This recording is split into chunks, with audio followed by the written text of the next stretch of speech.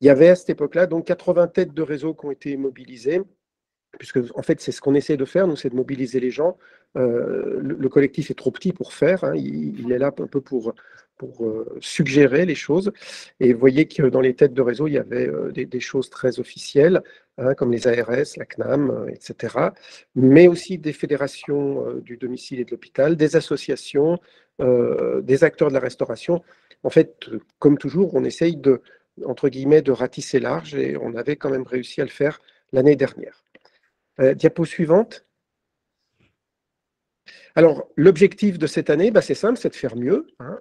Donc, l'année dernière, on avait presque multiplié par 5. Là, on est un peu moins ambitieux. On aimerait doubler le nombre de participants, ce qui serait quand même déjà super, hein. Et l'objectif, c'est donc de valoriser des actions emblématiques que certains peuvent faire pour finalement, à terme, avoir non seulement impliqué ceux qui vont sur le terrain faire des choses, mais avoir surtout un écho médiatique qui fait que finalement la caisse de résonance sera beaucoup plus importante que le noyau dur des acteurs sur le terrain. Et cette année, on va essayer de faire encore mieux que l'année dernière, notamment auprès des professionnels de santé, auprès éventuellement, même si c'est toujours un peu compliqué, auprès des pharmacies, pour que justement il y ait encore plus de personnes impliquées. Et donc, comme je vous le disais tout à l'heure, comme nous, on ne peut pas faire, on a besoin de vous. C'est-à-dire qu'on a besoin que sur le terrain, vous fassiez des actions. Si vous êtes là à m'écouter, c'est qu'a priori, vous êtes intéressé et que l'objectif, c'est de vous dire comment on va faire pour vous simplifier la tâche, tout en vous disant tout de suite que ce n'est pas nous qui allons le faire, c'est vraiment vous. Et c'est ça qui est intéressant d'ailleurs. Diapositive suivante. Alors les actions, je n'ai pas été vérifié pour voir si elles marchent. En gros, ça marche, Émilie, la carte ou pas? Ça marche bien. D'ailleurs, s'il y a des personnes ici présentes qui sont inscrites à la semaine 2022 et qui ne se voient pas sur la carte, n'hésitez pas à nous envoyer un petit mail, parce que ce n'est pas normal, parce que sinon la carte fonctionne bien. Voilà, donc normalement, tous les gens qui sont déjà inscrits et puis ceux qui vont s'inscrire, ils apparaissent sur cette carte, il suffit de zoomer et normalement, il y a un certain nombre d'informations qui sont données pour justement, si éventuellement, d'abord, vous retrouviez ce que vous faites, que vous rendiez compte qu'à côté de chez vous, il y a peut-être des gens que vous ne connaissez pas qui sont aussi impliqués, donc ça peut vous renforcer, créer des liens, des réseaux locaux, et puis pour les journalistes d'aller dire, ben voilà, moi je suis pas loin de quelque chose, je vais aller voir où ça se passe, quand ça se passe, et je sais qui c'est que je dois contacter. Donc voilà, normalement, l'année dernière, ça marchait super bien. Ah, donc, il y a d'autres événements à noter. Il y a d'abord, on va faire... Alors, qu'est-ce qui se passe là? J'ai Mathilde qui quitte la réunion. J'ai plus le... Élodie, j'ai plus de partage d'écran. Je vous vois, mais je vois plus l'écran. Vous avez... Votre micro est coupé. C'est bon, Élodie? Non, c'est toujours coupé, votre micro. Ah voilà, c'est bon, ça revient. Donc le prochain événement à noter, c'est un webinaire qu'on va faire, on en fera d'autres, hein, mais sur la prévention et le dépistage de la dénutrition. A priori, donc, si je comprends bien, c'est le mercredi 21 novembre. C'est ça ou pas? Le 21 septembre. Voilà. Ah oui, d'accord. Des professionnels de santé, notamment, qui souhaitent s'investir dans la semaine et qui ont des questions encore sur la dénutrition, qui voudraient se sentir davantage outillés. D'accord. Notamment animé par des membres du collectif, de lutte contre la dénutrition. D'accord, je vérifie si oui, bah oui, je l'avais bien noté. Vous voyez, en fait, je fais au four, je suis à flux tendu, on va dire. Donc, si j'ai bien noté, c'est parfait. Alors, le processus de labellisation, c'est un petit peu comme l'année dernière, hein. Donc, pour ceux qui l'ont fait, vous savez, pour les autres, je vous réexplique. Il est important d'aller vous inscrire parce que on est soutenu financièrement par le ministère et puis par d'autres, mais principalement par le ministère de la Santé, et qui est propriétaire du logo de la semaine et qui ne veut pas que ce logo serve à des publicités. Donc, globalement, tous les industriels sont exclus de ces démarches, ce qui ne les empêche pas de faire quelque chose, mais ils n'ont pas le droit d'utiliser le logo. C'est bien dommage, mais on n'a pas réussi à faire changer le ministère d'avis. Et donc, il faut vous inscrire pour qu'on puisse vérifier qu'il n'y ait pas d'action de promotion derrière. Et une fois que vous êtes inscrit et labellisé, vous pouvez utiliser ces logos officiels. Et puis, vous pouvez aussi demander des kits de communication. Alors, il y a un flyer qu'on a remodifié pour le rendre un petit peu plus simple et moins cher à produire. Il y a un nouveau flyer dont Agathe vous parlera qui s'appelle l'outil Parade. Il y a une affiche pour motiver les gens. Il y a des badges. Il y avait l'année dernière des kakémonos. Je pense qu'il y en aura aussi un peu cette année, mais on les livrera de manière différente parce que ça devait poser des problèmes logistiques. Voilà, donc en gros, vous vous inscrivez pour avoir droit d'utiliser le logo. Il y a une charte hein, pour bien expliquer ce que vous pouvez faire et pas faire. Et puis, par contre, vous pouvez avoir ces outils qui sont gratuits. Hein, c'est nous qui les fournissons en fonction des financements qu'on aura. A priori, on a des promesses, mais on n'a pas encore les fonds. Diapositive suivante.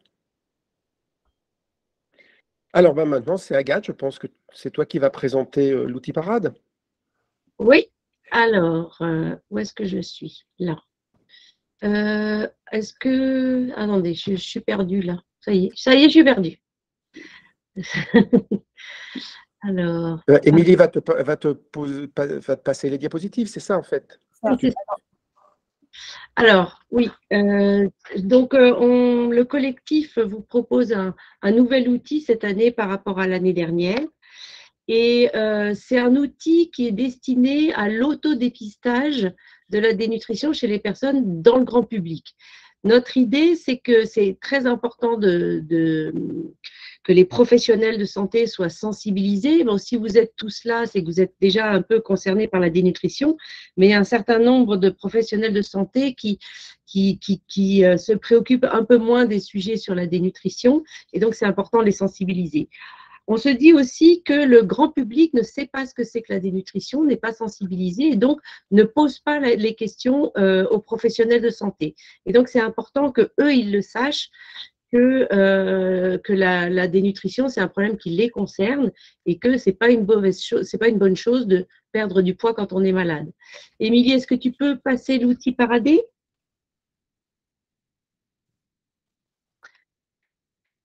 Alors, vous le voyez juste ici, normalement. C'est le document qui est bleu. Ici. Ouais. On peut l'avoir en un peu plus grand? Alors, non, mais je vais envoyer sur la discussion le lien pour que vous puissiez le consulter, puisqu'il est en accès libre pour l'instant sur notre site web. D'accord. Donc, l'idée de Paradé, c'est 4 questions assez simples. La première est, globalement, tourne autour du poids. Est-ce que vous avez perdu du poids, plus de 3 kilos, moins de 3 kilos, etc.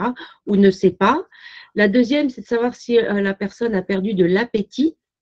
Le quatrième, c'est combien de repas par jour ils font.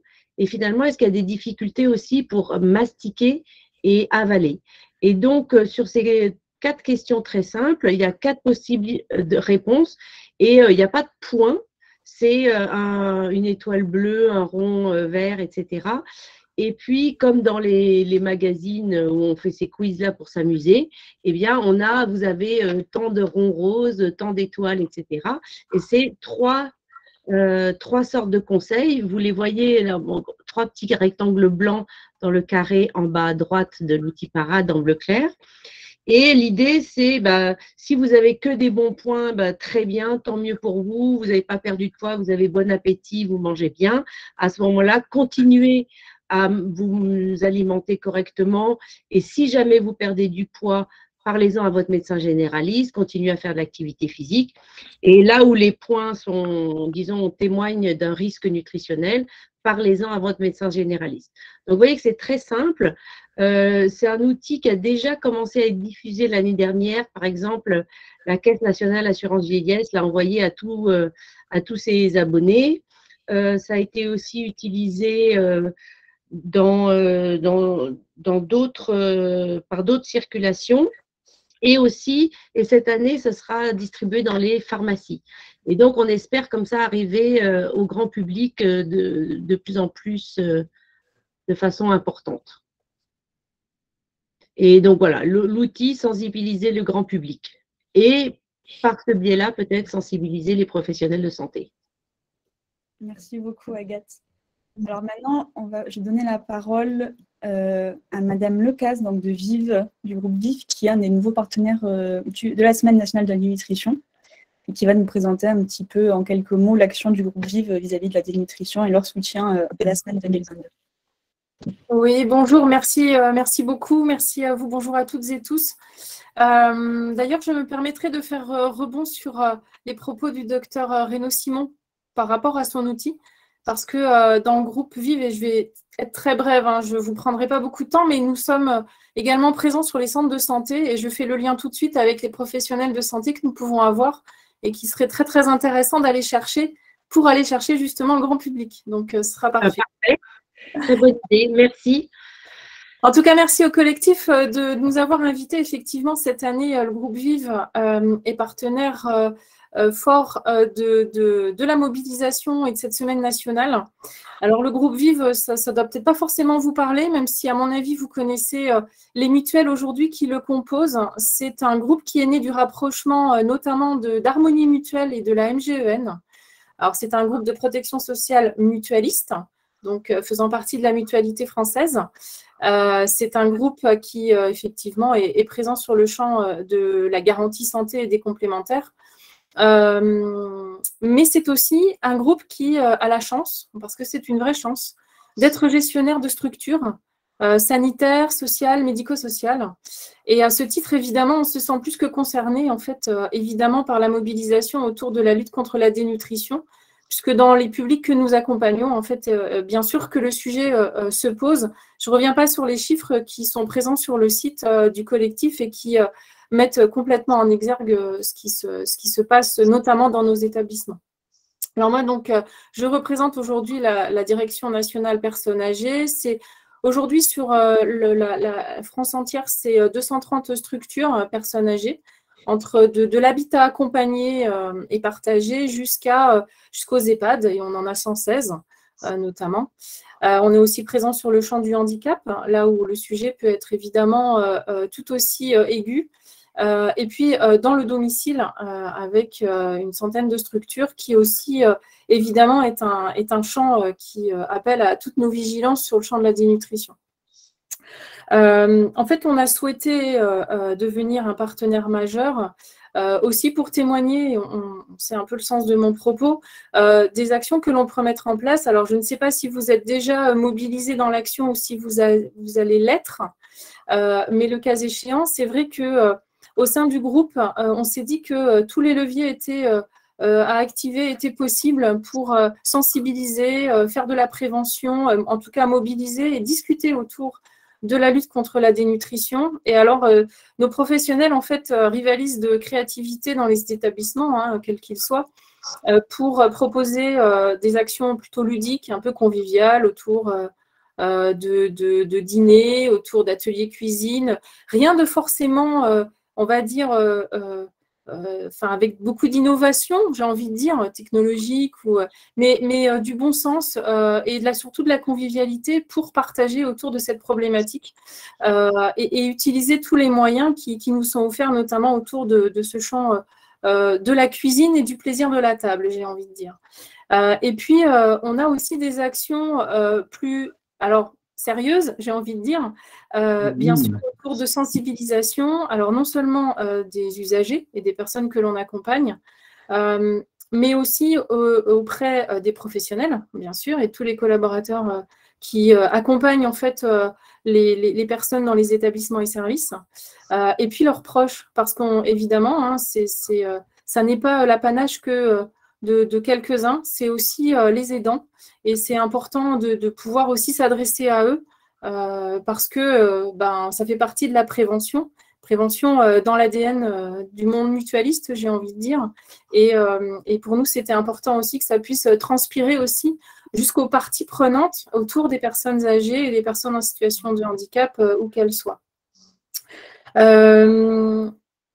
Donc, je voulais juste vous partager ça. En fait, on a aussi, parce qu'on a la chance d'être présent dans le champ des sports santé, avec des maisons sport santé, on en a quelques-unes sur le territoire. On se permet aussi, lors de cette semaine de la dénutrition, de pouvoir mobiliser un certain nombre d'actions sport santé, parce que bien manger, c'est bien.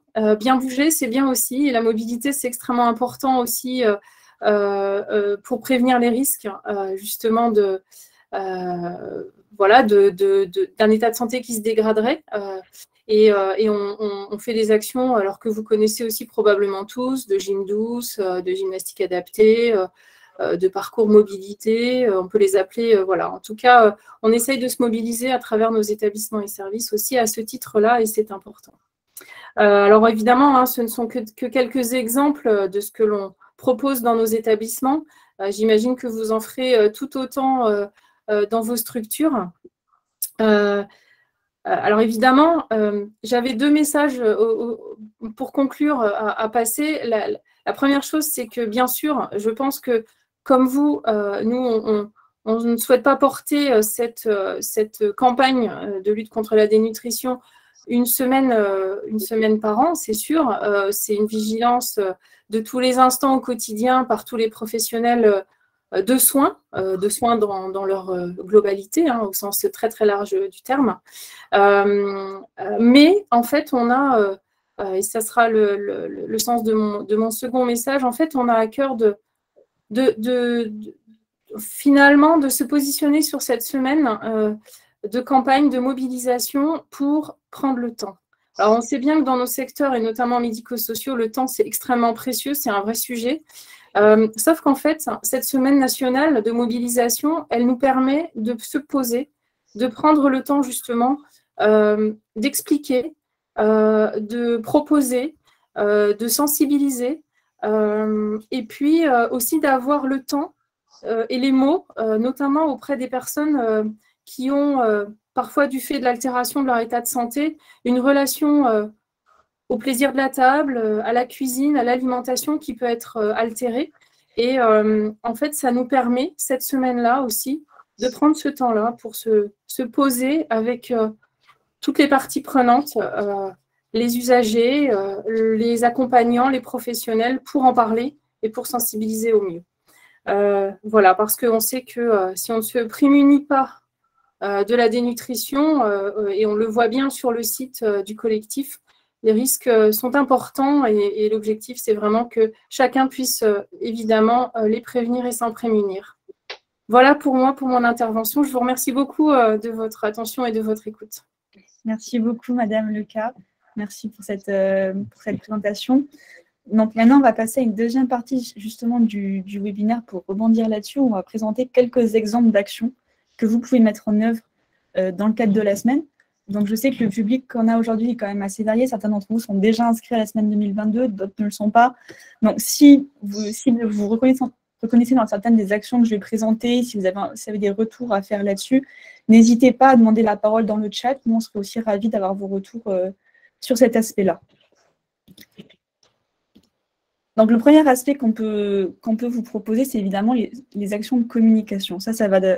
Ça tombe sous le sens, notamment avec les kits de communication qu'on vous propose de vous envoyer, qui sont d'ailleurs aussi disponibles en version dématérialisée.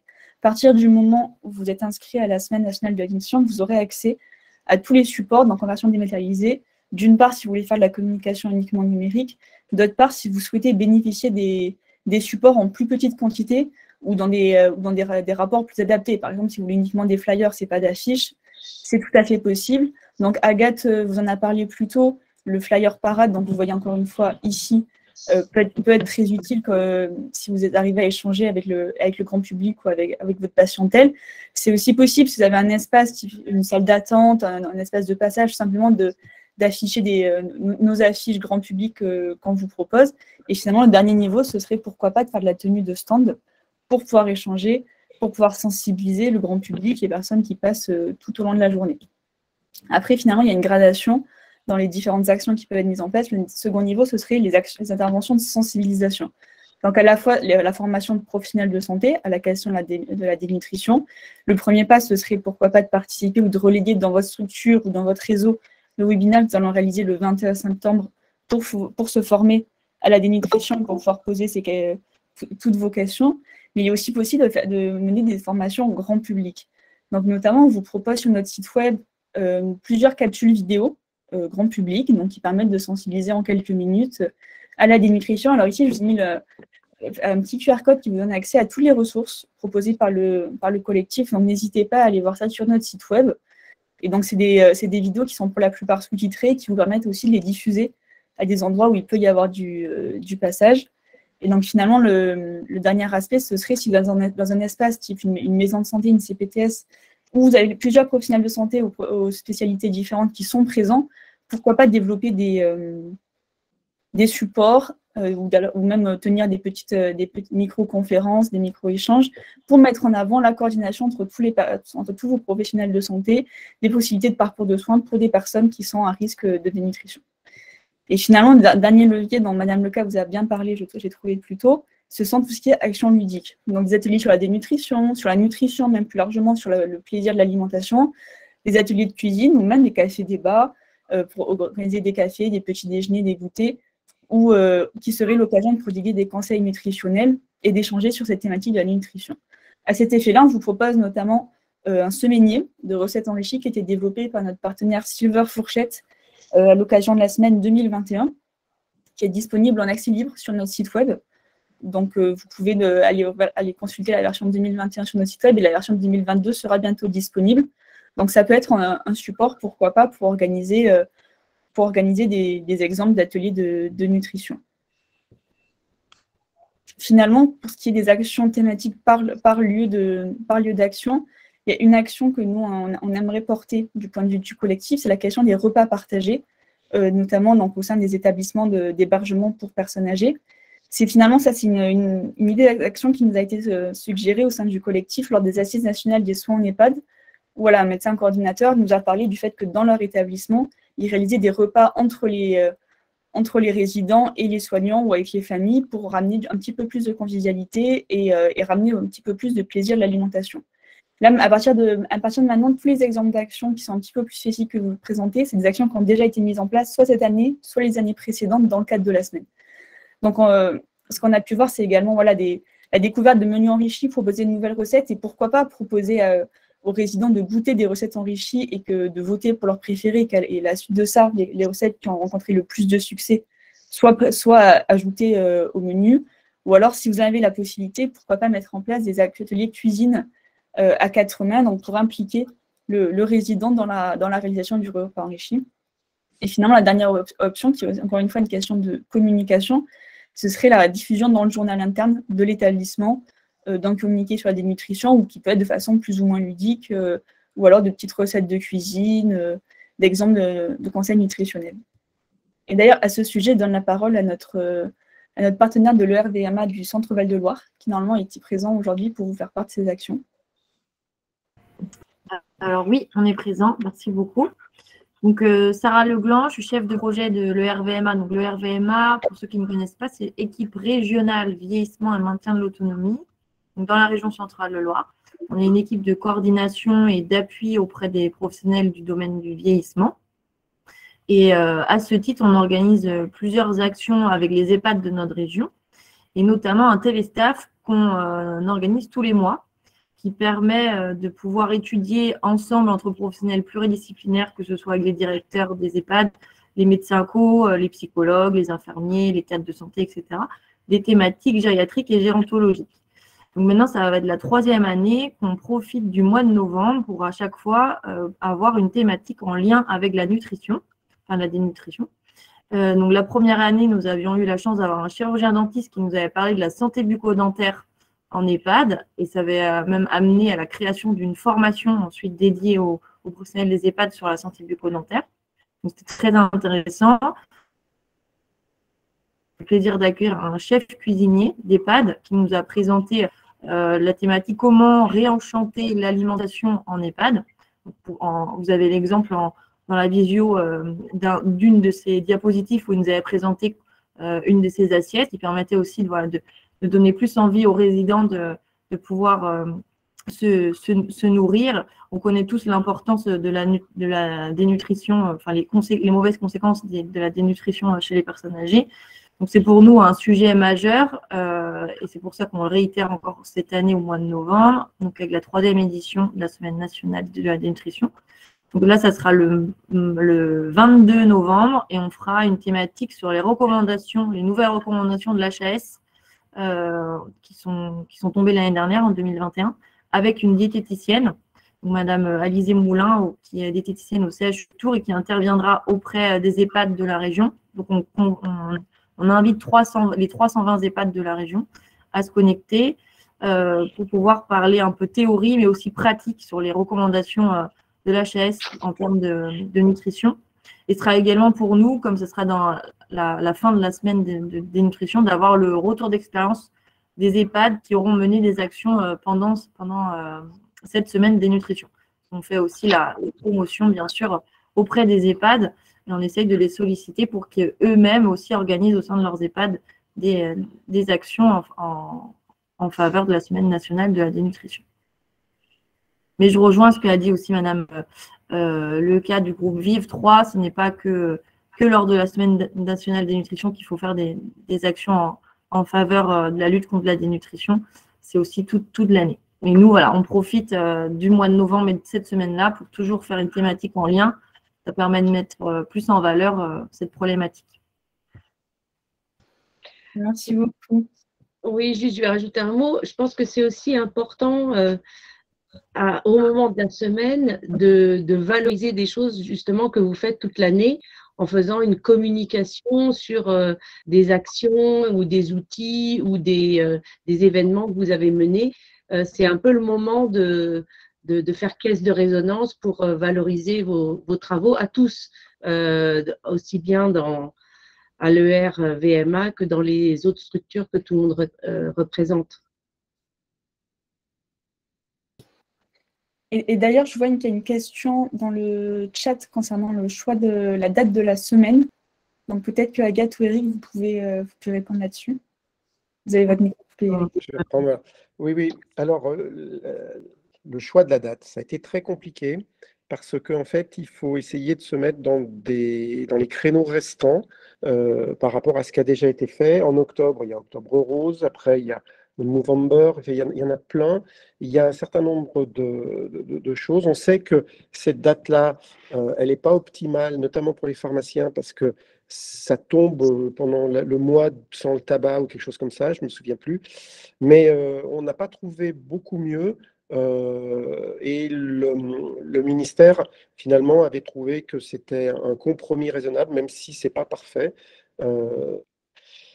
Et donc là, l'année dernière, elle était un tout petit peu différente de cette année. Cette année, on l'a déplacée très, très légèrement pour qu'elle ne chevauche pas, en tout cas pas trop, le congrès national de nutrition qui s'appelle les JFN. Voilà, donc ce n'est pas tout à fait exactement la même date que l'année dernière, mais c'est a priori un espace de temps qui allait bien au ministère. Mais ce n'est pas absolument figé dans le temps. Il n'y a pas dans le contrat qui nous lie au ministère. D'abord, il est renouvelable chaque année, ce qui fait que l'année prochaine, peut-être, ils ne voudront pas de nous pour organiser la semaine. Mais on est un petit peu obligé, compte tenu de leur financement, de suivre un petit peu ce qu'eux, ils souhaitent. Voilà. Donc, ça a été une discussion et un compromis. Et comme toujours, le compromis, c'est jamais parfait. Merci beaucoup, Eric. Hop. On passe à quelques exemples d'actions qui peuvent être menées en établissement de santé et par des professionnels de santé. Et donc là, de ce point de vue-là, nous, l'action emblématique qu'on aimerait porter, en tout cas qu'on vous incite à porter par le collectif, ce serait le fait de peser les patients. Peut-être que Eric, là-dessus aussi, vous voulez dire quelques mots? Oui, alors la pesée, en fait, quand on y réfléchit, faire le diagnostic de la dénutrition, il n'y a rien de plus simple, il faut juste peser les gens. Le problème, c'est qu'une fois qu'on a dit ça, on n'a pas fait avancer beaucoup les affaires parce que, pour plein de raisons, parfois organisationnelles, parfois plus personnelles, les gens ne veulent pas se peser ou ne souhaitent pas qu'on les pèse ou finalement considèrent que c'est un peu de la médecine scolaire, que ce n'est pas assez noble. Enfin, les raisons sont multiples qui font qu'in fine, les gens ne sont pas souvent pesés, y compris à l'hôpital et y compris lorsqu'on doit leur faire des traitements qui dépendent du poids, comme par exemple les chimiothérapies. J'ai des exemples où très clairement le patient est pesé en début de traitement et pas chaque fois qu'il vient en chimiothérapie, ce qui est évidemment tout à fait dramatique, mais bon, c'est un fait. Et donc il faut essayer de remobiliser l'ensemble de tous les soignants, mais aussi les soignés et les aidants, sur le fait que se peser est un acte qui est noble, qui est utile, qui est gratuit, hein, ça coûte vraiment pas cher, et qui peut vraiment se faire de manière extrêmement simple. Alors les balances, elles ne sont pas toutes justes, on est bien d'accord, mais ce qui compte, ce n'est pas tant le poids dans l'absolu que la variation du poids, ce qui fait que même sur une balance qui n'est pas très juste, mais qui est reproductible dans son erreur, si vous perdez du poids, c'est qu'il se passe quelque chose. Si vous en gagnez vite aussi, il se passe quelque chose. En réalité, le poids d'un adulte, c'est quelque chose de globalement très stable. On prend du poids avec l'âge, mais très lentement. Et quand il y a des variations rapides, il y a toujours un problème qui peut être psychologique, qui peut être socio-économique, qui peut être médical, mais il y a toujours un problème. Donc, c'est jamais banal, une variation de poids rapide. Donc, ça, il faut vraiment essayer de se rendre compte que ce n'est pas anodin et que c'est stupide, finalement, de ne pas se peser et de ne pas peser les gens. Et donc, ce qu'on essaye de motiver, c'est de se dire que moi, un de mes rêves, ça serait que le jour où vous allez voir votre médecin généraliste, s'il ne vous pèse pas, vous l'engueuliez en lui disant c'est pas normal, il n'a pas fait le job, quoi. Voilà. Il vous prend l'attention même quand vous n'en avez pas, parce qu'il considère que c'est un geste noble de dépistage d'une maladie qui est silencieuse. On est bien d'accord, mais c'est exactement la même chose avec la dénutrition. Et simplement, le geste, c'est de peser les gens. C'est quand même pas compliqué de peser les gens, hein, faut quand même pas déconner. Il suffit après de noter ça dans le dossier pour que le coup d'après, on puisse voir s'il y a eu des modifications. Donc ça, c'est très simple sur le papier, c'est très dur à organiser. Je passe ma vie à demander des poids dans les services où on m'appelle en me disant il est dénutri. Je dis oui, quel poids? On me dit je ne sais pas, mais je vous donne l'albumine. Voilà. Donc il faut remettre l'église au centre du village. Le poids est indispensable aux diététiciens et aux nutritionnistes. On ne peut pas faire autrement. Il y a d'autres outils, hein, puisque je vois là, celui qui défile, que je trouve moi très très bien, qui avait été fait par la Poste, qui avait repris un certain nombre d'images qu'on avait mis sur les flyers pour faire en sorte que ce film il puisse passer quand les gens sont en file d'attente et qu'il pourrait avoir une musique. Hein, il y avait des paroles, mais là, l'objectif, c'est finalement juste de lire ce qui se passe. Et là, encore une fois, on fait un focus très très clair sur la pesée, et puis sur d'autres choses qui sont faites en avant de la pesée, c'est-à-dire la perte d'appétit. Et puis les conséquences, là on vous montre sur cet exemple quelqu'un qui nage dans ses vêtements. Donc en gros, il faut être attentif aux gens qui ne mangent pas assez, aux gens qui maigrissent, aux gens qui bougent plus, aux gens qui ont les frigos ou tout vides ou remplis de choses qui sont périmées depuis 3 semaines. Voilà, ces petits signes qui doivent alerter. La dénutrition, c'est une maladie, et comme toutes les maladies, c'est plus simple de la guérir quand on la dépiste et qu'on la prend en charge tôt. C'est comme le cancer. Un petit cancer, c'est guéri très vite. Un gros, ça devient vraiment compliqué. Eh bien, perdre 3 kilos, c'est le moment de dire on fait quelque chose. Moi, je passe ma vie à rencontrer des gens qui en ont perdu 10 de plus, parfois même encore plus. Et je vous promets que moins 3 kilos, c'est pas la même chose que moins 13. Et donc, il y a un retard à l'allumage qui n'est pas bien pour les patients. Et qui fait que nous, en plus, on n'est pas aussi efficace que si on pouvait intervenir plus tôt. Merci beaucoup, Eric. Alors, au sein du collectif, on a aussi la chance d'avoir un secrétaire général qui est chirurgien dentiste, donc le docteur Joseph John Baranes, qui est aussi parmi nous aujourd'hui. Donc, je propose aussi de faire un petit point sur les différentes actions qui peuvent être menées relatives à la santé bucco-dentaire dans le cadre de la lutte contre la dénutrition. Merci beaucoup, Émilie. Merci à tous d'être présents. Merci de me donner la parole sur un éclairage bien particulier qui est la nécessité d'avoir une bonne santé bucco-dentaire. On en parlait tout à l'heure dans le flyer Paradé. Il y a effectivement un scoring, c'est-à-dire en fait un certain nombre de signes d'alerte dans la cavité buccale si on veut être un petit peu observateur. Et sachez que lorsqu'il y a une bonne hygiène, qu'il y a un certain nombre de dents en bon état, on pourra toujours corriger la volonté de passer un plaisir autour du repas. Dans l'inverse des choses, c'est-à-dire une mauvaise hygiène, des difficultés, des fractures, des douleurs à la mastication, on est tous d'accord qu'il sera là, bien entendu, très très difficile d'envisager une nutrition équilibrée et on arrive à avoir les prémices, en tout cas les tout premiers signes de la dénutrition. Alors je remercie toujours ERVMA pour le premier téléstaff dont je me souviens très très bien, qui a été une réussite de la première semaine contre la dénutrition. Et pour les actions, puisqu'en fait, en même temps, il y a des actions territoriales qui sont liées, comme on disait tout à l'heure, à l'échange d'égal à égal interprofessionnel dans les EHPAD, où on peut effectivement envisager des formations interprofessionnelles. J'ai moi-même mené toute une action sur 90 EHPAD dans le Val d'Oise, où ça a été un bonheur de se rencontrer à la fois entre médecins, chirurgiens dentistes, infirmières, aides-soignants, cuisiniers, où chacun a pu s'exprimer un petit peu sur comment on pouvait résoudre ce problème. Et donc voilà pour les établissements. Je m'occupe également du handicap et nous avons fait un petit peu la même chose sur le handicap. Enfin, il faut penser aussi au domicile qui représente une grande partie, malheureusement, des gens qui sont en dénutrition un petit peu sous-jacente et au silence de tous, parce que ces gens ne sont pas toujours visités. On peut envisager, puisqu'en fait, je m'occupe de la CPTS de Paris 17e, on peut très bien envisager un échange là aussi entre professionnels, des dépistages éventuellement précoces d'un mauvais état bucco-dentaire qui aboutirait à une mauvaise nutrition et en tout cas à un début de dénutrition.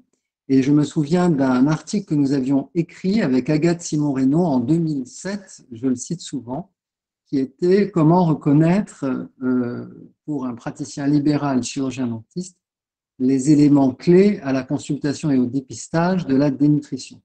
Donc vous voyez que le travail interprofessionnel était déjà là et on le perpétue dans le temps avec la chance de participer avec le collectif dans toutes ces actions.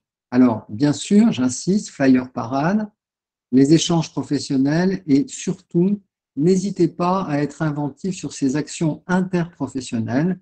On parlait des maisons de santé tout à l'heure. On peut imaginer en fait tout type d'actions interprofessionnelles qui aboutissent à une amélioration de cet état de santé général. J'ai terminé.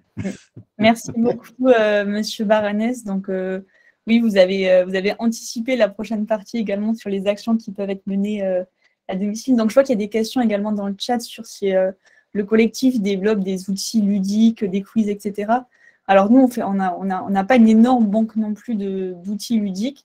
Comme le disait le professeur Fontaine, on propose effectivement des modèles de sets de table sous forme dématérialisée qu'on peut vous fournir. Par contre, ceux-là, on les imprime pas. Ce sera à vous de prendre cette impression à votre charge.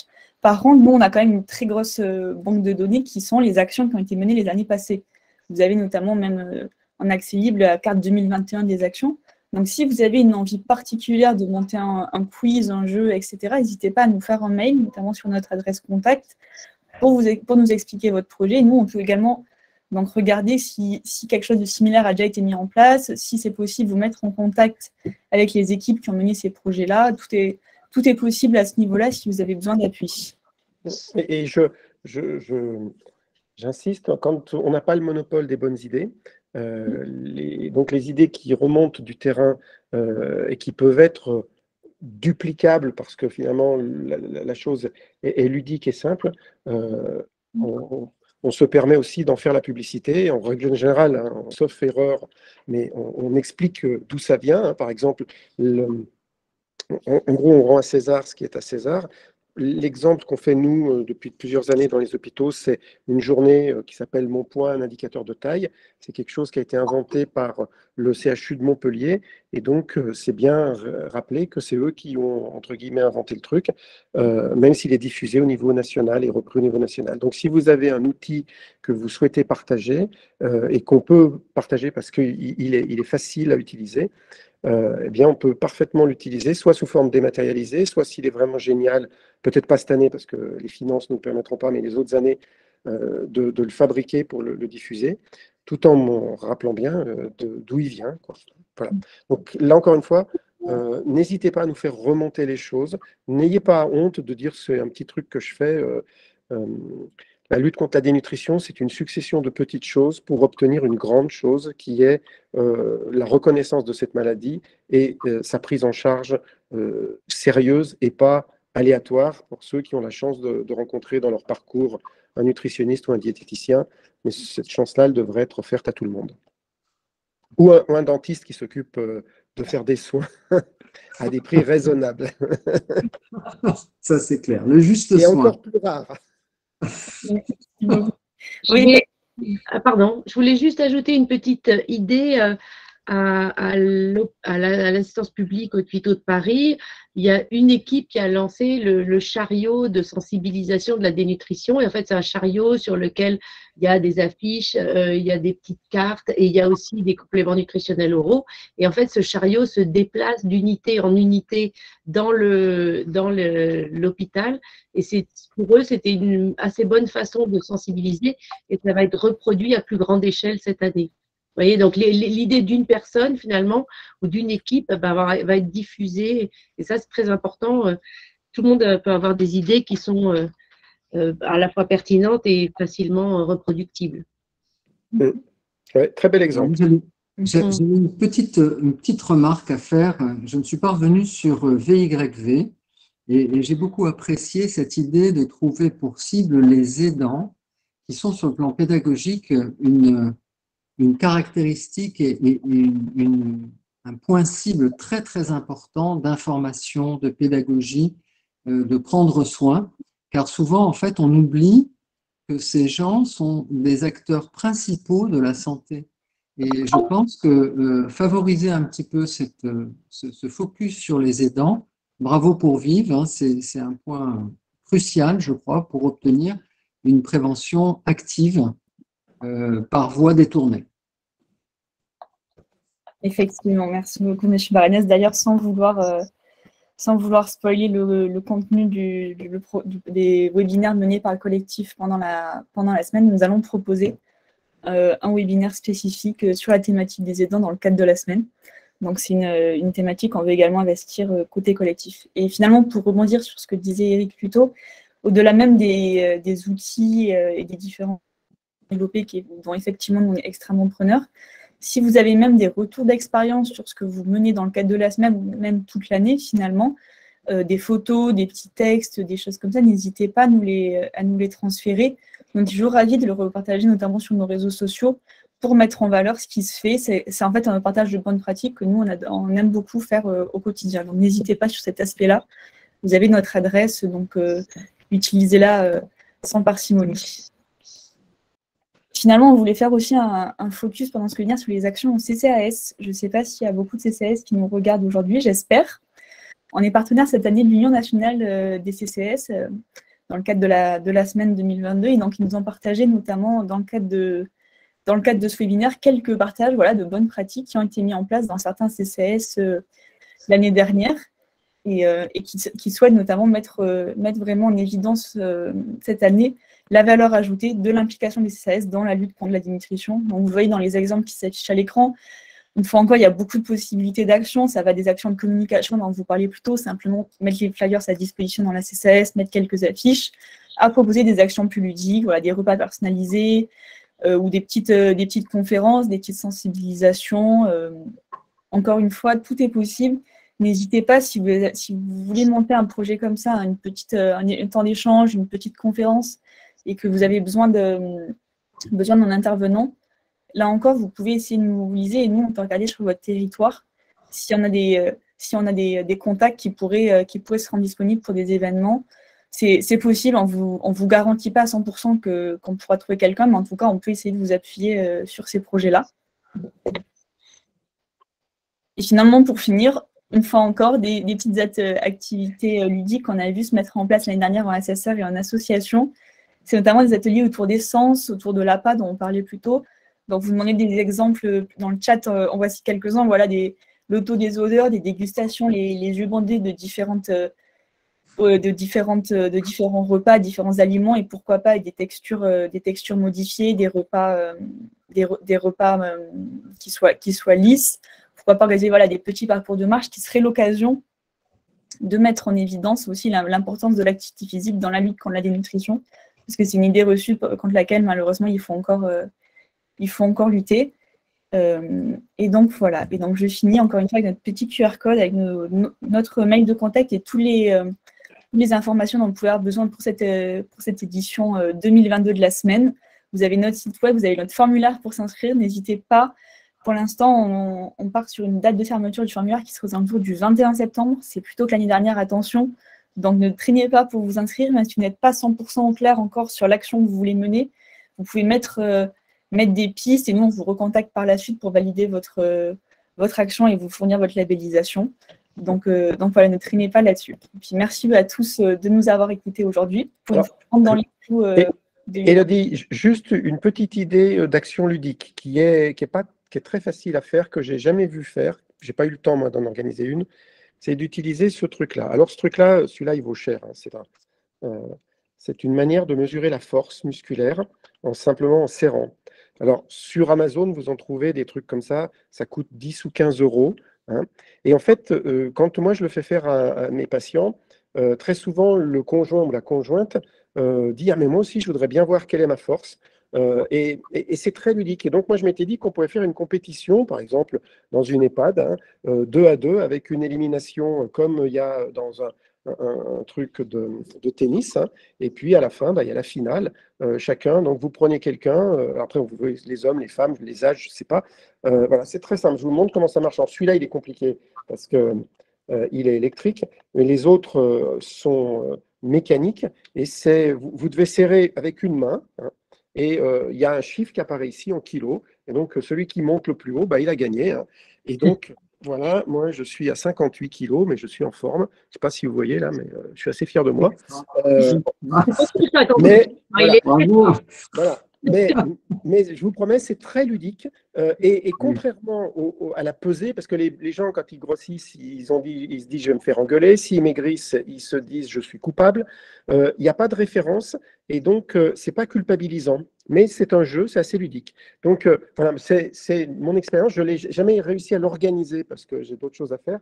Mais je vous dis, si vous en avez, utilisez-les. Sinon, sur Amazon, je crois que ça coûte 25 euros. Nous, on en a acheté beaucoup pour les diététiciennes. Celui-là, il est à 800, c'est la référence. Mais bon, n'achetez surtout pas celui-là. Surtout que quand les piles tombent en panne, c'est jamais la bonne qui va.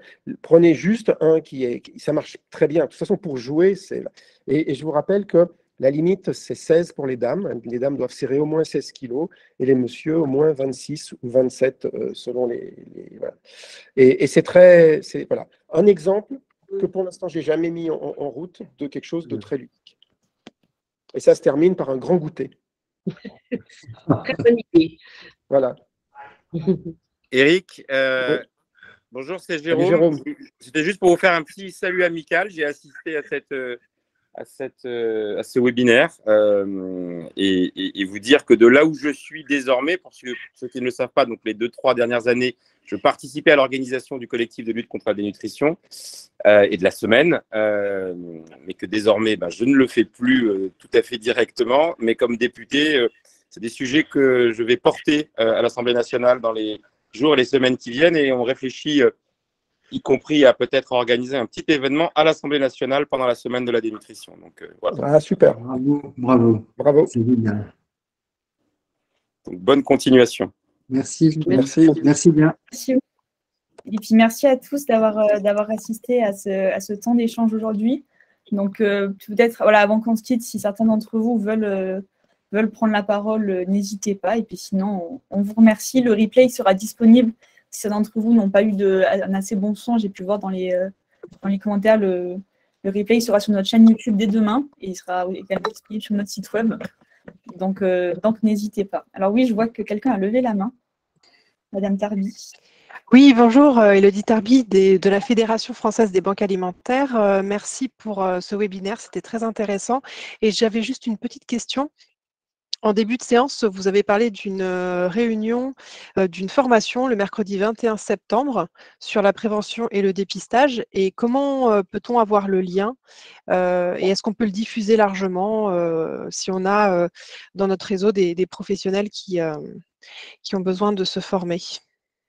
Alors, avec plaisir. Donc, je vais vous mettre le lien là dans le chat. Sinon, il sera disponible également sur notre site web, sur nos réseaux. Et n'hésitez pas effectivement à le diffuser autour de vous, sachant que pour ce webinaire également, vous aurez un replay qui sera disponible dès le lendemain sur notre chaîne YouTube, si certains ne sont pas disponibles. Merci.